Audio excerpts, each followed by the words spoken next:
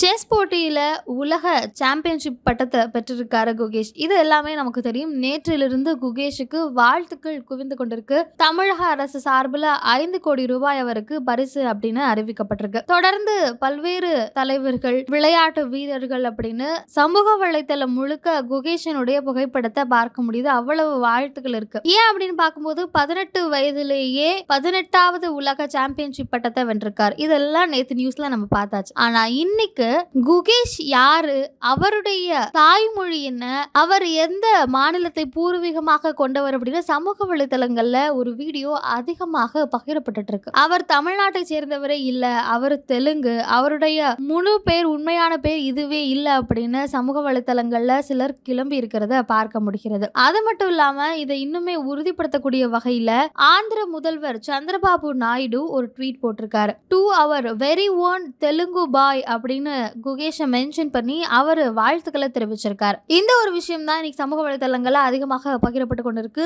குகேஷ் தமிழ்நாட்டை சேர்ந்தவரா அல்லது தெலுங்கரா, ஆந்திர மாநிலத்தை சேர்ந்தவரா அப்படின்னு. ஏன்னா திருப்பதியில் சுவாமி தரிசனம் செய்த அவர் தெலுங்கில் பேசக்கூடிய ஒரு வீடியோவும் தற்போது வைரல் ஆகி இருக்கு. அதை தான் சமூக வலைதளங்கள்ல அதிகமாக பரப்பி அவர் ஒரு ஆந்திர மாநிலத்தை சேர்ந்தவர், தெலுங்கு பேசுபவர், அவருக்கு தமிழ்நாட்டில் 5 கோடி ரூபாய் பரிசு வழங்கப்பட்டிருக்கிறது. ஆனால் ஆந்திர தரப்பிலிருந்து எதுவும் செய்யப்படவில்லை அப்படின்னு மொழியை வைத்தும் இனத்தை வைத்தும் தற்பொழுது சமூக வலைதளங்கள்ல இப்படி ஒரு விஷயம் பேசப்பட்டு கொண்டிருக்கு. ஆனா இதற்கு சமூக வலைதளங்கள்ல நிறைய பேர் பதிலடியும் கொடுத்துட்டு இருக்காங்க. அவருடைய திறமையை மட்டும் பாருங்க, தேவையில்லாம இதெல்லாம் எதுக்கு பேசுறீங்க? அவர் தமிழ்நாட்டை ரெப்ரசன்ட் பண்ணி போய் விளையாண்டிருக்காரு.